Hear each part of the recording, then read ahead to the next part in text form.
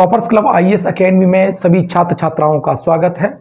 आज है 25 सितंबर और मोबाइल एप्लीकेशन पर जो हमारा टेस्ट होता है उसके 5 महत्वपूर्ण प्रश्न जो इतिहास के थे, हिस्ट्री के जो 5 क्वेश्चन थे उसका हम एनालिसिस करेंगे। देखिए, पहला क्वेश्चन क्या है कि निम्नलिखित कथनों पर विचार कीजिए। राजतरंगिणी ऐतिहासिक पुस्तक मानी जाती है। कथन 2, इसके रचयिता जय सिंह है। यह पुस्तक तरंगों में विभाजित है।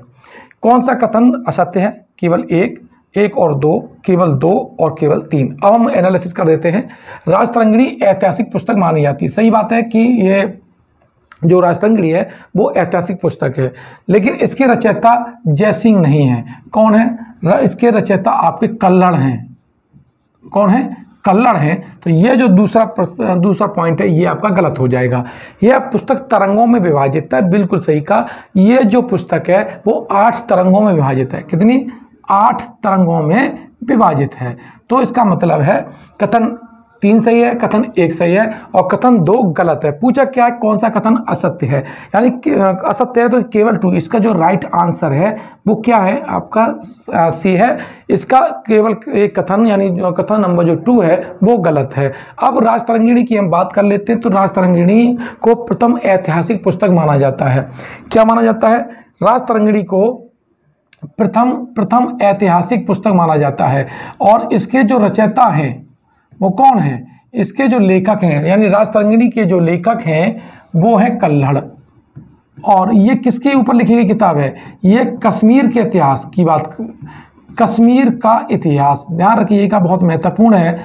कश्मीर के इतिहास की जानकारी देने वाली ये बहुत महत्वपूर्ण पुस्तक है। और ये जय सिंह के समय लिखी गई। किसके समय लिखी गई? जो जय सिंह के समय लिखी गई थी। ये बात समझ लीजिएगा। साथ ही जो कल्हड़ हैं उन्होंने इसका जो इतिहास इसे लिखना स्टार्ट किया था 1148 ईस्वी से और 1150 तक लिखी जाती रही है। ध्यान रखना, 1150 तक उन्होंने इसे कंप्लीट कर दिया। और इसमें आदिकाल से लेकर के, कहाँ से? आदिकाल से लेकर के 12वीं सदी तक, ध्यान रखना कब तक है? 12वीं सदी तक आपको के इतिहास की हमको जानकारी मिलती है। साथ ही ये मौर्य काल से लेकर के 12वीं सदी तक की जानकारी देने वाली भी प्रथम पुस्तक मानी जाती है। यानी मौर्य काल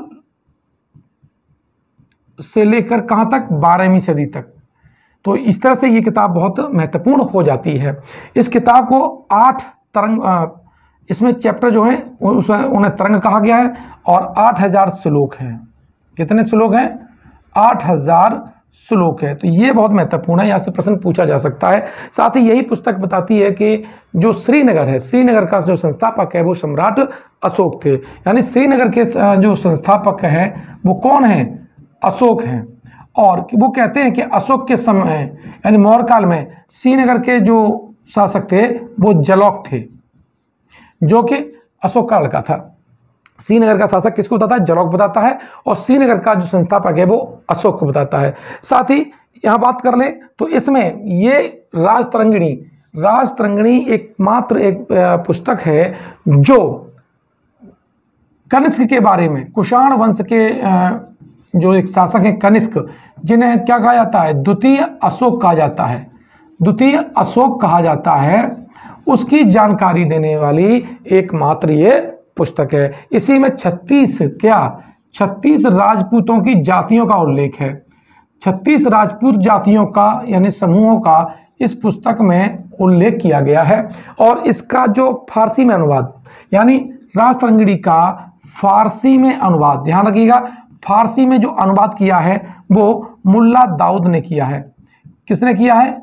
मुल्ला दाऊद। ध्यान रखिएगा कि ये बहुत महत्वपूर्ण प्रश्न आ जाता है कि मुल्ला दाऊद ने किस पुस्तक का फारसी में अनुवाद किया था, तो राजतरंगिणी हो जाएगी। और ध्यान रखिएगा जो राजतरंगिणी है ये जो अनुवाद करवाया था राजतरंगिणी का फारसी में वो जैनुल ओबेदीन ने करवाया था। किसने करवाया था? जैनुल ओबेदीन ने करवाया था। इनको क्या कहा जाता है? इन्हें कश्मीर का अकबर कहा जाता है। क्या कहा जाता है? कश्मीर का अकबर कहा जाता है। तो इस तरह से इसके जो पॉइंट थे, बहुत महत्वपूर्ण पॉइंट थे, मैंने आपको बता दिया। साथ ही एकमात्र ऐसी पुस्तक है जो 11 इतिहासकार यानी जो इसके लेखक कल्लण हैं वो ये कहते हैं कि इससे पहले ही भारत में ऐतिहासिक चेतना थी, और 11 इतिहासकारों का उल्लेख करते हैं। राजतरंगिणी में कितने इतिहासकार? 11 इतिहासकार का उल्लेख करते हैं। ठीक है, तो ये बहुत महत्वपूर्ण बात मैंने आपको बता दी। अब प्रश्न नंबर 2 देखते हैं आज का। और देखिए ये जो टेस्ट लिया जाता है 5 क्वेश्चन का, हिस्ट्री, ज्योग्राफी, पॉलिटी, ये हमारे मोबाइल एप्लीकेशन पे लिया जाता है। इसकी जो लिंक है वो डिस्क्रिप्शन बॉक्स में है, और टेलीग्राम का जो लिंक है, ग्रुप का जो लिंक है वो भी डिस्क्रिप्शन बॉक्स में है। अगर आपने अभी तक ज्वाइन नहीं किया है तो टेलीग्राम को ज्वाइन कर सकते हैं। और अगर फ्री टेस्ट देने हैं तो टेलीग्राम पर भी फ्री टेस्ट होता है, और साथ ही हमारे मोबाइल एप्लीकेशन पर भी फ्री टेस्ट होता है। तो इन दोनों को आप अगर अपलोड कर लेंगे तो हमारे जो सामग्री है, ये जो एनालिसिस है, वो आपको फ्री ऑफ कॉस्ट मिलता रहेगा। क्वेश्चन नंबर 2 है कि निम्नलिखित में से कौन सा कथन असत्य है? कौन सा कथन असत्य है? सामवेद संगीत विषयक ग्रंथ है, संगीत रत्नाकर के लेखक सारंगदेव हैं, अहोबल ने औरंगजेब के समय संगीत पारिजात का लेखन किया, और एलोरा के विठल मंदिर में संगीत स्तंभ है। बहुत ही महत्वपूर्ण प्रश्न है। तो जो देखिए सामवेद क्या है? हमारा संगीत विषयक ग्रंथ है। ये हम सब जानते हैं कि जो तीनों वेदों में सामवेद का जो संबंध है वो किससे है? संगीत से है। और संगीत रत्नाकर, ध्यान रखना, पॉइंट नंबर 2 कहता है संगीत रत्नाकर के लेखक कौन थे? ये सारंगदेव है। ये भी कथन सही है। अहोबल ने औरंगजेब के समय संगीत पारिजात का लेखन किया, बिल्कुल सही बात है कि संगीत पारिजात का जो लेखन है वो औरंगजेब के समय हुआ है। अब एलोरा के विठल मंदिर में संगीत स्तंभ है। देखिए पहली बात है, विठल जो मंदिर है वो हम्पी में है। ठीक है, क्या है? यहाँ पर हम्पी में है, और वहां पर इस मंदिर में स्तंभ बने हुए हैं, और जिनसे क्या निकलती है? जब हवा चलती है तो वहां पर संगीत की ध्वनि उत्पन्न होती है। तो ये प्रश्न, ये जो डी पॉइंट है वो आपका गलत हो जाएगा। एलोरा में विठल मंदिर नहीं है। एलोरा में क्या है? कृष्ण प्रथम के द्वारा, राष्ट्रकूट शासक था कृष्ण प्रथम, इसने यहां पर कैलाशनाथ मंदिर बनवाया था। कौन सा? कैलाशनाथ मंदिर बनवाया था। ध्यान रखिएगा, ये बहुत महत्वपूर्ण बात है, ये इंपॉर्टेंट प्रश्न भी है। तो एलोरा के जो मंदिर हैं वो राष्ट्रकूटों के द्वारा बनवाए गए, लेकिन स्पेशल कैलाशनाथ मंदिर की हम बात करें तो इसे कृष्ण प्रथम के द्वारा बनवाया गया था। तो क्वेश्चन नंबर 2 का जो राइट आंसर है वो आपका डी है। देखिए ये टेस्ट लिया था मैं, एनालिसिस इसलिए बता रहा हूं ताकि ये आपको इससे संबंधित और भी प्रश्न आपके हल हो सकें। निम्नलिखित में से कौन सा कथन असत्य है? एक तरफ लेखक दे रखे हैं, दूसरा रखिए पुस्तक। स्ट्रैबो ज्योग्राफी, पिल्ली नेचुरल हिस्टोरिका, और फाइयान सीयू की, और जस्टिन ने एपिटोम लिखा। देखो फाइयान ने सीयू की नहीं लिखा है। फाइयान ने क्या? सीयू की नहीं लिखी, क्या लिखी? फो क्यों की पुस्तक लिखी है। जबकि सीयू की जो पुस्तक है वो किसकी है? हर्षवर्धन की है। ओ सॉरी, ह्वेनसांग की है। किसकी है? ह्वेनसांग है। और ह्वेनसांग किसके समय आए थे? हर्षवर्धन के समय आए थे। कौन से? हर्षवर्धन के समय आए थे। तो यहां से क्वेश्चन हो जाएगा, जो फाइयान है उनकी जो पुस्तक सीयू की नहीं है, फो क्यों की है। तो इसका राइट आंसर क्या हो जाएगा? सी हो जाएगा। अब फाइयान किसके समय आए थे? तो फाइयान चंद्रगुप्त द्वितीय, जिन्हें विक्रमादित्य भी कहते हैं, जिनके दरबार में नवरत्न थे, उनके समय में आए थे। स्ट्रैबो ज्योग्राफी लिखी इन्होंने, पिल्ली ने नेचुरल हिस्टोरिका लिखी। और जो पिल्ली कहते हैं कि भारत सोने की कब्रगाह है, यानी जो पश्चिम का जो सोना है भारत में जाकर के दफन हो जाता है। ये कथन कौन कहता है? ये पिल्ली कहते हैं। ठीक है, तो ये आपका प्रश्न हो गया। अब आए कौन सा? Question number 4।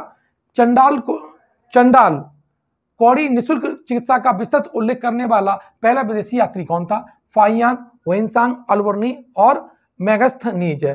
तो देखिए इसका जो राइट आंसर है वो आपका फाइयान। फाइयान ने क्या किया? चंडाल कौड़ी और निःशुल्क चिकित्सा का विस्तृत उल्लेख किया है। देखिए ह्वेनसांग ने क्या पुस्तक लिखी? ह्वेनसांग ने लिखी सीयू की। ठीक है, और ये नालंदा विश्वविद्यालय में गए थे। कहां पर? नालंदा विश्वविद्यालय में गए थे ये। और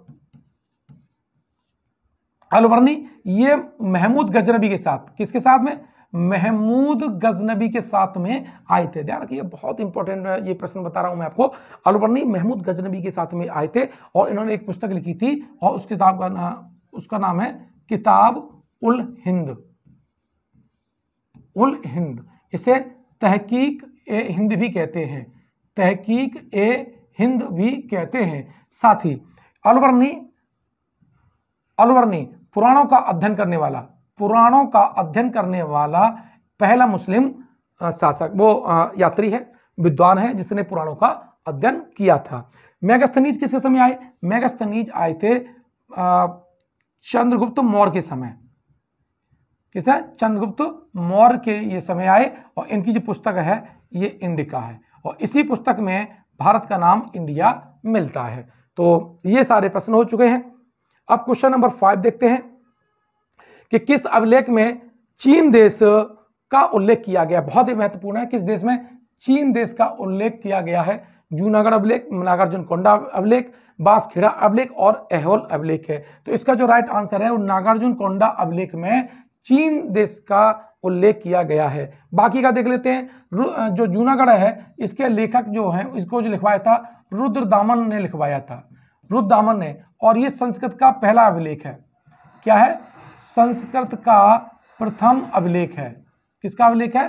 संस्कृत का प्रथम अभिलेख है। और ये चंद्रगुप्त मौर्य, अशोक, स्कंदगुप्त और रुद्रदामन 4 शासकों और उनके 4 राजपालों का उल्लेख करता है। और इसी अभिलेख में हमें सुदर्शन झील का उल्लेख मिलता है, जिसका जो निर्माण है वो चंद्रगुप्त मौर्य ने करवाया था। समय समय पर ये झील टूटती रही और विभिन्न शासकों ने, जो 4 शासक इसमें नाम दिए हैं, उनके राज्यपालों ने इसका निर्माण करवाया था। अब बांसखेड़ा अभिलेख ये हर्षवर्धन का है। किसका है? हर्षवर्धन का है। और ऐहोल अभिलेख, ऐहोल अभिलेख में ही मालूम पड़ता है कि पुलकेशिन द्वितीय, ये किसका है? ये पुलकेशिन द्वितीय का है, पुलकेशिन द्वितीय।